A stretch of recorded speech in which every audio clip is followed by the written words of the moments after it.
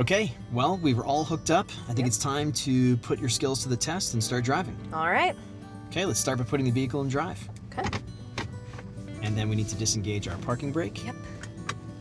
And remember, while we're driving today, we're trying to keep those hands at 9 and 3 as much as possible. Got it. Take your time, look farther down the road. Yep. Think through your decisions before you get to your next turn. All right. All right? Think of everything you taught me. All right, perfect. We'll come to a stop, throw on that blinker. Excellent. As you're making your turns, always make sure to check your mirrors to look for obstructions. Think of the trailer as an extension of the truck. Got it.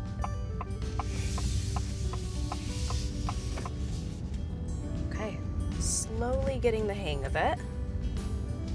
Yeah, it seems like you're settling in. Yeah. It doesn't feel as foreign anymore, does it? No, it feels a little bit different than just driving a normal truck, but like I said, getting the hang of it. That's great.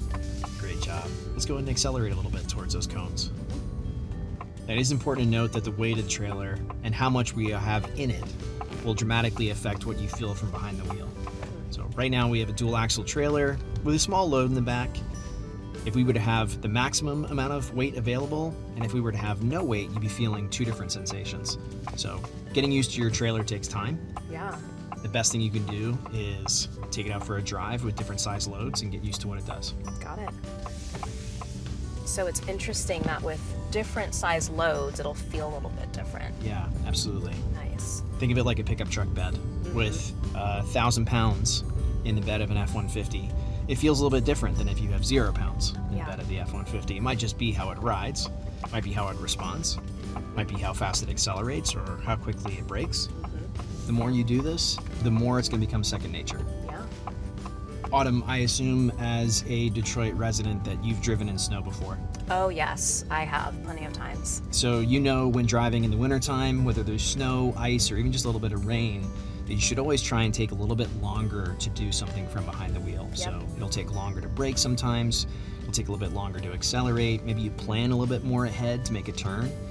Treat your time driving with the trailer the exact same way.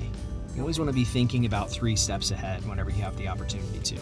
So if you're going to make a lane change in about 100 yards, throw on that blinker as soon as possible and take your time. Use as much of those 100 yards to make that lane change. Any quick movements that you make with the trailer behind you, the trailer is going to try and mimic, and sometimes it will exaggerate. So being smooth, being calm, making your decisions slowly, it'll all make you a better driver when you're trailering. So would you recommend driving at a slower speed when you have a trailer on you? You can drive at normal speeds.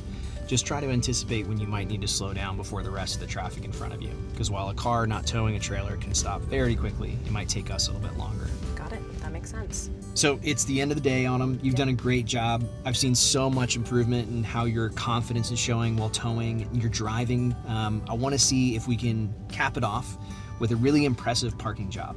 So no pressure, but what I'd like you to do is try and aim the F-150 and the trailer we're towing towards the curb over here and park the vehicle in a straight line in any 2 spots that you see. Okay. I think I can do it. Let's do it. All right. So I'm going to swing around this way. Very careful, looking at my mirrors. Great job. Any 2 parking spaces? Any 2 parking spaces. Okay. Can I like choose it. this one right here? Absolutely. I thought you were going to go for the easy option. Yep, I wanted to make it a little bit more of a challenge That's for myself. perfect. Go ahead and pull forward. Okay. Stop us when we get to the end there. Excellent. Let's stop and check your math. Let's look back at our cameras and our mirrors. Look at that. We're in a straight line. I did it. Nice job. Thank you. Mission accomplished. Absolutely. On to the next.